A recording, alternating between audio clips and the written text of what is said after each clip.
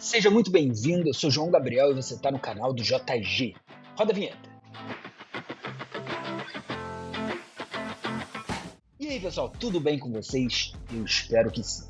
Seguinte, hoje daremos continuidade às nossas aulas, né? A gente ainda está dentro daquele grande tema que é a cinemática, é uma grande área da física. E nesse momento, se você perdeu alguma das aulas anteriores, eu sugiro que você volte nessa playlist. Eu vou tentar deixar o card em algum local aqui em cima para que você consiga não perder as aulas. E dentro do conteúdo que a gente vai ver hoje, eu já adianto. Cara, o conteúdo de hoje, ele não é uma matéria nova. Na verdade, vai ser uma ferramenta para o que a gente vai utilizar daqui para frente. Então vocês vão ver que o vídeo de hoje ele deve ser um pouco mais curtinho, mas de extrema importância a gente saber lidar com essa ferramenta. É de extrema importância a gente saber aplicar essa ferramenta no que vai vir a seguir. Então vocês vão perceber que na aula de hoje a gente nem vai produzir um vídeo de exercício apenas sobre o conteúdo de hoje. Por quê? Porque mais para frente, os exercícios que vão vir nos conteúdos seguintes, eles são exercícios que vão precisar do conhecimento de hoje. Então, exercícios que a gente vai fazer sobre isso vão ser exercícios inseridos em próximos conteúdos. Sem mais delongas. Então, sem mais delongas, vamos lá. Olho na tela e acompanha comigo. A aula de hoje é uma aula sobre vetores. Primeira coisa que a gente precisa definir: o que é um vetor? Eu botei aqui uma definição para você, que é um segmento de reta orientado. Como assim um segmento de reta orientado? Cara, o que é um segmento de reta? Um segmento de reta nada mais é do que uma reta. Então, o pedaço de uma reta é um segmento de reta. O que significa ele ser orientado? Significa que ele aponta para algum lugar. Então, um segmento de reta orientado pode ser representado dessa forma. Eu te pergunto, como é que é o nome disso no popular? É uma seta. Então, vetor é toda aquela grandeza física que pode ser representada por uma seta. Uma vez, então, que a gente consegue entender isso, quais são as características de um vetor? Ou melhor, quais são as características de uma seta? Quer ver? Por exemplo, vamos supor que eu tenha duas setas. Esta seta e esta outra seta aqui. Essas duas setas são iguais? Naturalmente, você percebe que não. Qual é a diferença entre elas? É o tamanho delas. Então, elas têm tamanhos diferentes. Então, se eu digo, por exemplo, que essa daqui tem um tamanho, sei lá, 2, seria coerente eu dizer que essa daqui tem um tamanho 1? Claro que não, né? Então, essa daqui, como ela tem um tamanho maior, seria coerente, por exemplo, dizer que ela tem um tamanho 4. E aí fica sendo coerente. Ou seja, o que representa o tamanho da seta? Representa justamente o valor desse vetor. E aí, valor a gente vai chamar de módulo. É a mesma coisa, tá? De valor, intensidade. Como é que a gente pode falar? Então, módulo, valor, intensidade, magnitude.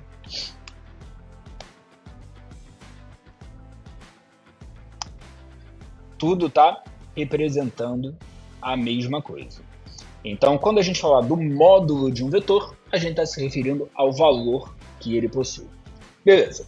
Só que repara que eu ainda consigo ter setas de mesmo tamanho, tá? Setas de mesmo valor. Por exemplo, essa seta com tamanho 2 e uma outra seta também aqui, ó, de mesmo tamanho 2. E essas setas ainda são diferentes. Qual é a diferença entre essas setas? Qual é a diferença? É a direção delas. Então a gente tem, neste caso, né, como exemplo de direção, essa primeira. Que direção é essa? Cuidado, direção. Ela está na direção horizontal. Enquanto a outra, ela está na direção vertical. E assim vai. Então, exemplos de direção, por exemplo, horizontal e vertical. Perfeito? E eu ainda consigo ter setas de mesmo tamanho, de mesma direção. Então, essa daqui está na horizontal, eu consigo fazer outra na horizontal também. Se eu pegar uma outra seta, por exemplo, aqui ó, na vertical,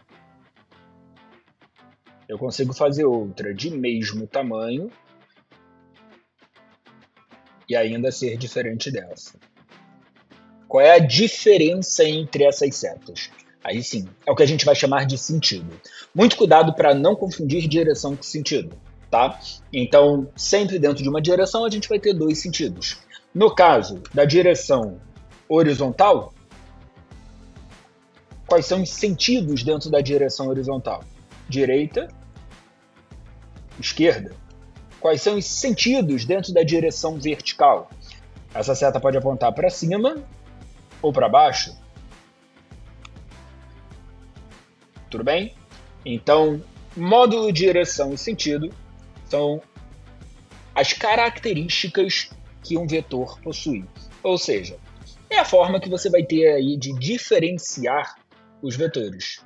Você vai ter um vetor que possui uma direção e sentido, e você vai ter outro vetor que possui outra direção e sentido. O que isso significa? Que eles apontam para lugares diferentes.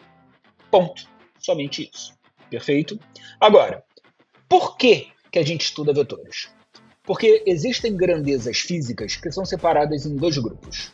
As grandezas vetoriais e as grandezas escalares. Qual é a diferença entre elas? Grandezas vetoriais são aquelas que dependem de uma direção e sentido. Ou seja, são aquelas que apontam para algum lugar. Enquanto que grandezas escalares não dependem de direção e sentido. Elas possuem apenas módulo, elas possuem apenas valor. Quer ver? Algumas grandezas que a gente já viu. Velocidade. Velocidade será uma grandeza escalar ou será uma grandeza vetorial? Pensa comigo. É coerente a gente dizer, né, que quando um carro tem determinada velocidade, é coerente a gente perguntar para onde aponta essa velocidade? Então, se grandezas vetoriais apontam para algum lugar, a pergunta para onde ela tem que ser coerente com a grandeza. Então, um determinado carro passou aqui na rua a 100 km por hora. É coerente perguntar para onde? Afinal, você tem ruas que têm sentidos opostos, né? Você tem a mão dupla, onde um carro ele pode estar indo para a direita e pode estar indo para a esquerda. E, portanto, ele tem, então, uma velocidade apontando para a direita ou para a esquerda. Inclusive, era justamente isso que definia o movimento progressivo e retrógrado, né? A velocidade apontando para um lado ou para o outro. Portanto, velocidade é uma grandeza vetorial. Aceleração. É coerente dizer que a aceleração aponta para um lado ou para o outro? Claro que é. Se você assistiu nossa última aula, você viu que quando a aceleração aponta junto com a velocidade, logo você tinha um movimento acelerado. Se elas apontam em sentidos opostos, você teria um movimento que a gente chama de um movimento retardado. Portanto, a aceleração também é uma grandeza vetorial. Tempo, que é uma grandeza que a gente já viu. Se eu digo que até aqui já se passaram 8 minutos de aula, a pergunta para onde é coerente? Não, né? 8 minutos para onde? Isso não é coerente, não tem significado isso. Então, tempo não vai ser uma grandeza vetorial, não aponta para nenhum lugar. Tempo é uma grandeza escalar, mede apenas um valor. Se eu digo que hoje aqui está fazendo 30 graus Celsius de temperatura, pergunta para onde é coerente? Não. Então, temperatura também não é uma grandeza vetorial, é uma grandeza escalar. Se eu digo que sei lá, meu computador, ele pesa 1 kg. Então ele tem uma massa de 1 kg. A pergunta para onde é coerente? Não. Massa também não é uma grandeza vetorial, é uma grandeza escalar. Tudo bem? Então, massa, temperatura, Qual foi o outro que a gente deu? Tempo, tudo grandeza escalar. Enquanto velocidade, aceleração, deslocamento são grandezas vetoriais. Uma vez então entendida a importância da gente saber diferenciar grandezas escalares das vetoriais, é importante que a gente saiba operacionar com essas grandezas. Tá? Então eu vou te ensinar aqui agora a fazer operações de vetores, mais precisamente a soma de vetores. Olho na tela. Vamos supor o seguinte, vamos supor que a gente tem aqui um vetor, tá? E olha como é que a gente representa um vetor. Olha como é que a gente representa um vetor. Vou dizer que eu tenho um vetor x. Para dizer que eu tenho um vetor x, eu vou ter que colocar uma setinha em cima dele. Isso daqui é apenas uma notação me dizendo que x é um vetor. Olha para mim. Essa setinha em cima da cabeça da grandeza só me diz que aquela grandeza é um vetor. E apenas isso. Não vai me dizer para onde aponta o vetor, não vai me dizer qual é o valor daquele vetor. Só está me dizendo, isso é um vetor. E esse vetor aqui aponta para onde? Sei lá. Eu tenho que fazer uma outra seta representando a direção e sentido. Isso aqui não está me dizendo, tá? Para onde aponta. Não necessariamente ele vai ser horizontal para a direita. Ele pode ser vertical para cima. Então, essa setinha aqui em cima só me diz x é um vetor. O que representa essas duas barras paralelas em volta de alguém? Isso daqui representa um módulo. Ou seja, eu vou dizer aqui que eu tenho um vetor x cujo módulo vale, sei lá, 2. Então, o que eu estou dizendo aqui? Estou dizendo que eu tenho um vetor x de tamanho 2. E aí vou criar um outro vetor. Tenho um outro vetor, por exemplo, y. Esse daqui ele tem tamanho 3. E mais um vetor, que eu vou chamar de z. E esse cara ele tem tamanho igual a 4. Fechado? Se liga só. Eu vou te ensinar aqui a fazer uma soma de vetores com 3 casos distintos. Quando os vetores estão no mesmo sentido, em sentidos opostos e perpendiculares entre si. E eu vou te trazer aqui uma regra geral de como você deve fazer isso, tá? Então vamos supor que eu tenha aqui o vetor x, e aí lembrando que o vetor x ele tem tamanho 2. E eu vou desenhar aqui um outro vetor, o vetor y. Só para ser coerente ali com os valores, esse vetor y ele tem que ser maior do que o vetor x. Então, esse cara daqui é o meu vetor x, esse cara daqui é o meu vetor y. Como que eu faço a soma de vetores? Cara, num primeiro momento isso daqui vai parecer muito óbvio, mas eu quero que você pegue o passo a passo do que eu vou te ensinar aqui, tudo bem? Então, a primeira coisa que você vai fazer é desenhar o primeiro vetor. Então, vou pegar esse primeiro vetor e eu vou desenhá-lo aqui. Segundo passo, desenhar o segundo vetor, repara, aonde acabou o primeiro. Então, todo vetor tem início e tem fim. Aonde que é o início? Aqui. Aonde que é o fim? Na ponta da setinha. Então, onde terminou o primeiro vetor, eu vou encaixar esse segundo vetor. E qual vai ser o meu vetor resultante? Olha bem isso, hein? Qual vai ser o meu vetor resultante? O meu vetor resultante, ele vai ser do início do primeiro vetor até o final do último vetor. Como assim? Vou pegar aqui, ó, do início do primeiro vetor até o final do meu último vetor. Então, esse carinha azul é o nosso vetor x e ele tem tamanho 2. Esse cara em verde é o nosso vetor y e ele tem tamanho 3. Portanto, esse cara em vermelho é o nosso vetor resultante. Vou chamar ele de R, que é o resultante. E eu te pergunto, qual é o tamanho dele? E eu tenho certeza que, sem nem pensar, você me respondeu 5. E, de fato, é 5. Então, repara, quando a gente faz uma soma de vetores, quando os vetores estão no mesmo sentido, o módulo do meu vetor resultante tem que ser igual à soma dos módulos de cada um desses vetores. Tá? Soma dos módulos de cada um desses vetores. Então, quanto que é o módulo de x? É 2. Quanto que é o módulo de y? É 3. Então, a gente fica aqui com o resultante tendo o valor de 5. Pô, João, tu demorou mais de 10 minutos para me dizer que 2 mais 3 é igual a 5? Calma, calma. Eu falei que no início iria parecer óbvio, mas eu quero que você acompanhe o passo a passo. Agora, o que a gente vai fazer? Vou pegar outro caso, tá? Então, vou pegar o mesmo vetor y, mas agora, o meu vetor x, ele vai ser um vetor com sentido oposto. Então, um vetor com sentido oposto. Se o vetor y ele aponta para a direita, oposto a ele, a gente vai ter então um vetor para a esquerda.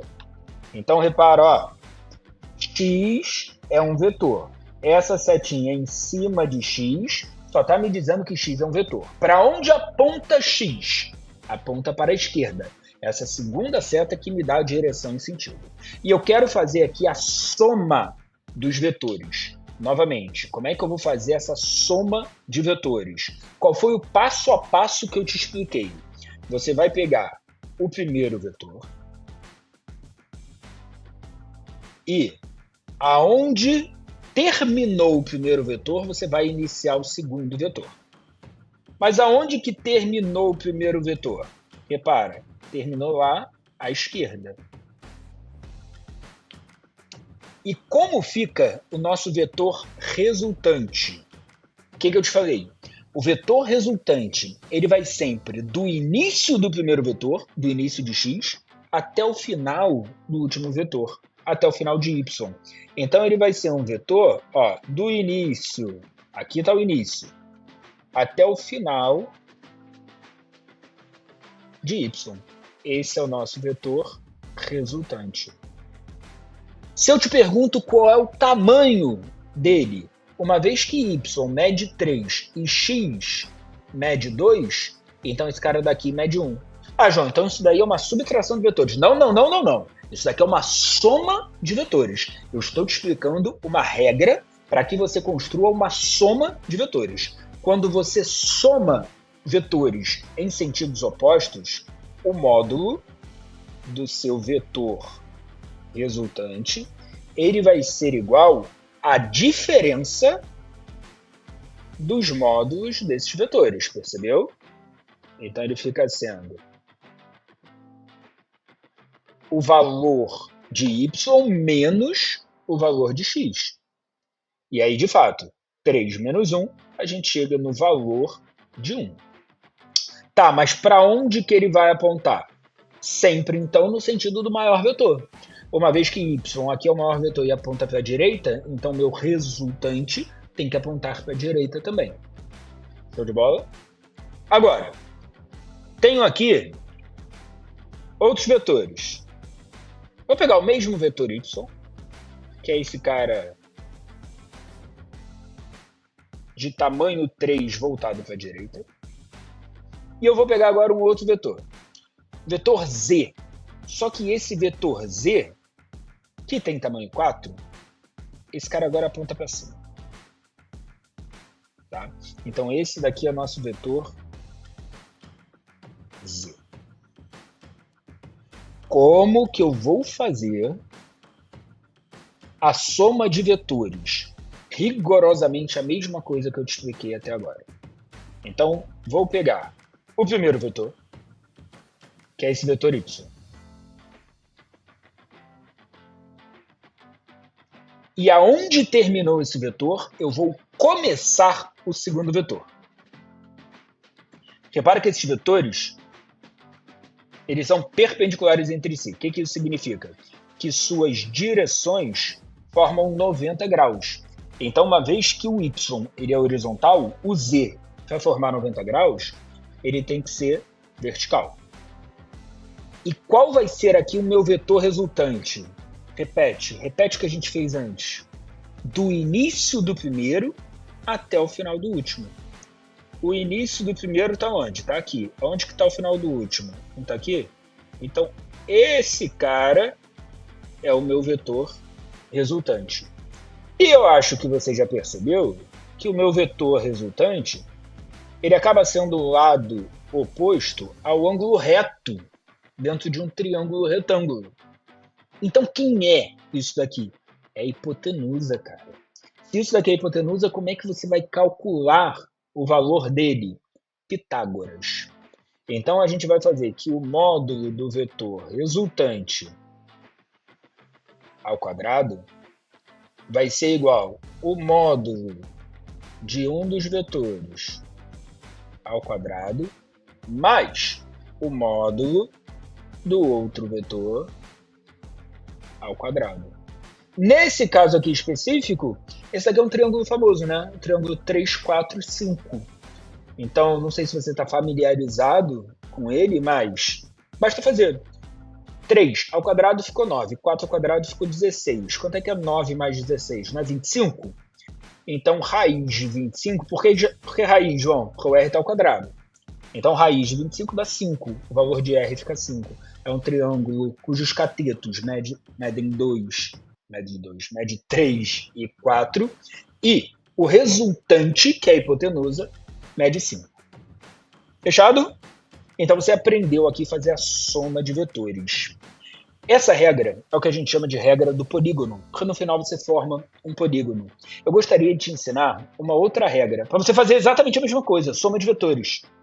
Tá? Uma outra regra chamada de regra do paralelogramo. E aí, para isso daqui, vou precisar te explicar como que ela funciona. Então, vem comigo e acompanha aqui. Eu vou pegar os mesmos vetores, tá? Y e Z. E aí, como é que funciona essa regra do paralelogramo? A gente tem esses mesmos vetores. Agora, uma outra regra, tá? Uma outra regra. Como é que você faz? Você vai pegar o primeiro vetor e vai desenhá-lo. O segundo vetor, agora, ao invés de você colocar o início dele no final do primeiro, você vai colocar os dois com a mesma origem. Ou seja, você vai colocar os dois iniciando do mesmo local. E a partir daqui, como é que você traça a resultante? Você vai ter que formar um paralelogramo. O que é um paralelogramo? É aquela figura onde os lados são paralelos entre si. Então, ó, paralelo ao vetor y, eu vou traçar aqui uma reta horizontal. Paralelo ao lado z, ao vetor z, eu vou traçar aqui, ó, esse lado. E aí, como é que eu desenho, tá, o meu vetor resultante? Você vai puxar da origem deles até a quina oposta. Da origem deles até a quina oposta. E eu acho que você vai concordar comigo que, pô, a gente recaiu, né, praticamente no mesmo desenho. Até porque esse vetor z, ele encaixa exatamente aqui. E de fato, pô, eu tenho que achar a mesma coisa. O meu resultado tem que ser o mesmo. Eu só estou te dando formas diferentes de você calcular a mesma coisa. Se você vai calcular no final a mesma coisa, então tudo bem ser o mesmo resultado. Tem que ser o mesmo resultado. Então, na prática, se você quiser calcular esse valor, como é que você vai calcular? Pitágoras também. Só vou copiar daqui, ó. Então, vai calcular aqui por Pitágoras também. Tá, João, mas para que serve, então, duas regras para calcular a mesma coisa? Por que eu não uso só uma? Existem momentos que será conveniente utilizar cada uma. Então, por exemplo, na regra do polígono, cara, ela é uma regra que serve para quantos vetores você tiver. Então, se você tiver de 3 vetores, basta você continuar. Então, como é que você fez a regra do polígono? Desenhou o primeiro vetor, aonde terminou o primeiro, você iniciou o segundo. Continua. Aonde você terminou o segundo, você desenha o terceiro. Aonde você terminou o terceiro, você desenha o quarto. E como é que você traça o resultante? Da mesma forma, do início do primeiro até o final do último. E aí você tem que traçar uma reta, uma seta, do início do primeiro até o final do último. Tranquilo. Ok? Espero que ok. Já a regra do paralelogramo, quando que ela vai ser eficiente? Vocês vão ver que daqui a algumas aulas a gente vai, por exemplo, ter lá um bloquinho, onde desse bloquinho a gente vai ter uma força que aponta, por exemplo, para o lado, uma força que aponta para cima, e a gente vai ver também que força é uma grandeza vetorial. Vai ser muito comum a questão de pedir a força resultante sobre o corpo. E uma vez que essas forças já estão saindo do mesmo corpo, ou seja, elas possuem a mesma origem, é muito conveniente a gente já pegar e traçar a regra do paralelogramo aqui, tendo aqui no final a força resultante sobre o corpo. Pegou a ideia?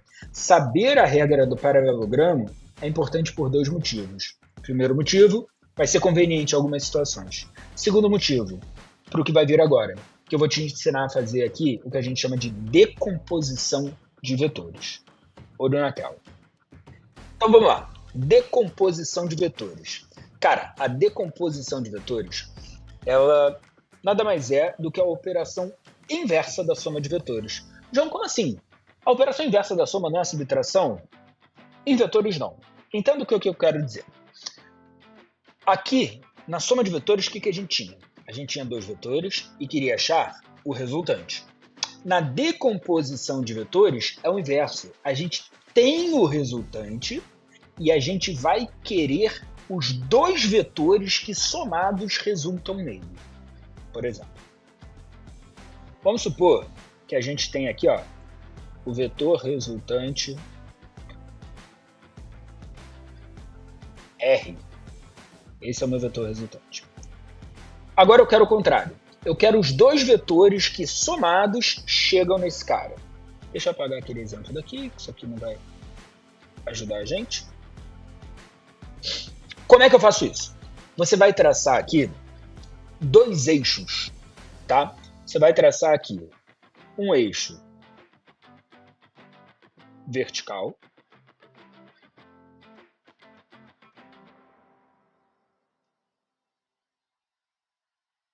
e você vai traçar aqui um eixo horizontal.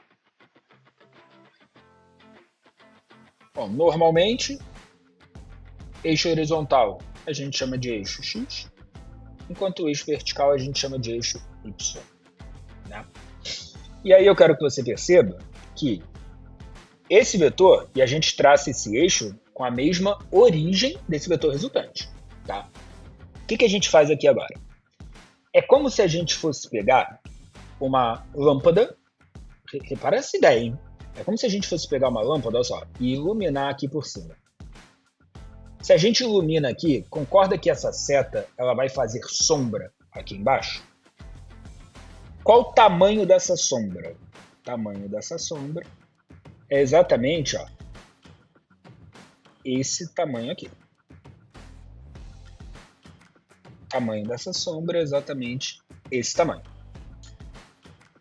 Esse vetor aqui é a projeção do vetor resultante no eixo X. Logo, a gente vai chamar ele de Rx. E da mesma forma, é como se a gente botasse uma lâmpada aqui, fazendo com que esse vetor R faça uma sombra lá no eixo Y.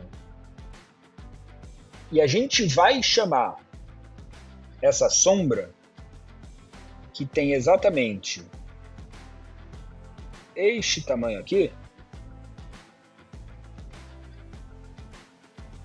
se a projeção de R no eixo X a gente chamou de Rx, a gente vai chamar agora a projeção de R no eixo Y de quê? Ry, né? Ry.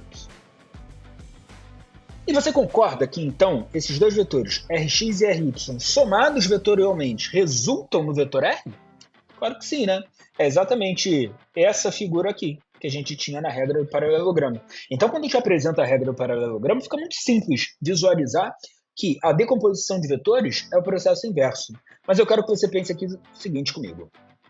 Repara que esse vetor R, ele tem uma determinada angulação, né? O ângulo θ aqui.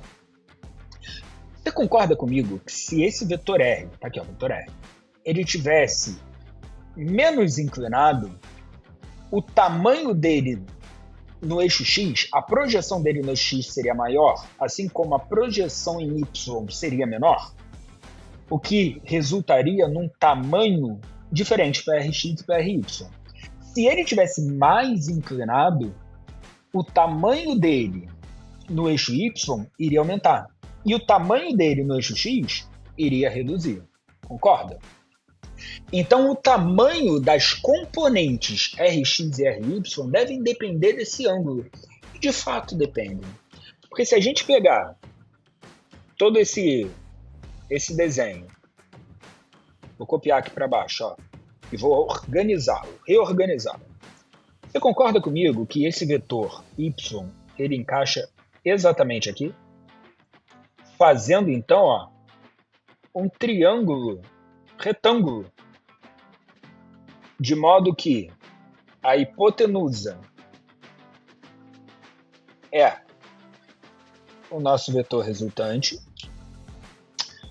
o Rx, ele é o cateto adjacente ao ângulo,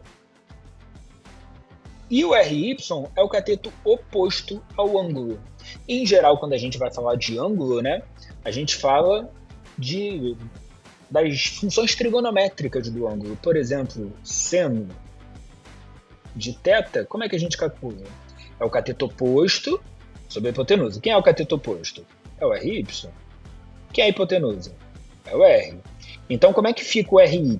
Se eu quero só o Ry, se eu quero a componente, né, no eixo Y, ele vai ser R vezes o seno de θ. Então, repara, estamos conseguindo escrever aqui as componentes em função da resultante e do ângulo, como a gente falou que de fato deveria ser.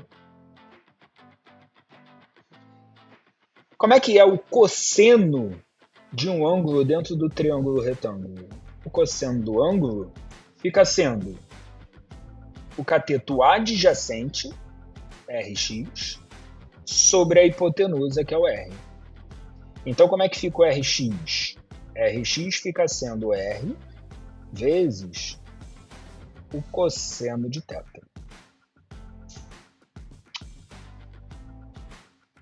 Logo, conseguimos encontrar aqui o valor das componentes que, somadas vetorialmente, chegam no valor de R.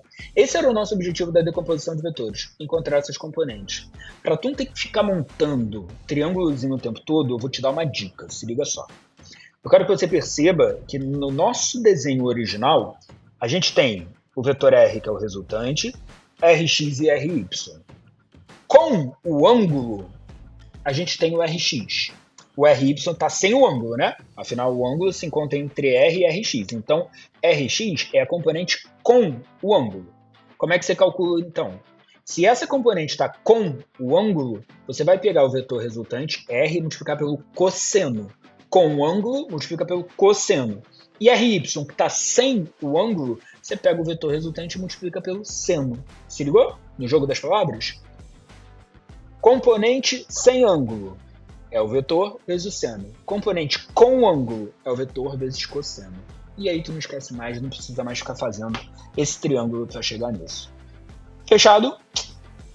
Pessoal, bom, não esquece de curtir esse vídeo, se inscrever no canal para você ficar aí ligado e receber as próximas aulas. A gente está dando aqui uma boa sequência e nosso objetivo é mandar bem na prova do Enem lá em novembro, quando vai acontecer. Não esquece também de ativar aqui o sininho para que você receba essas notificações e compartilhar esse vídeo com quem também vai fazer a prova. Afinal, o conhecimento ele deve ser divulgado. Obrigado por assistir até aqui. Até a nossa próxima aula. Beijos. Tchau, tchau.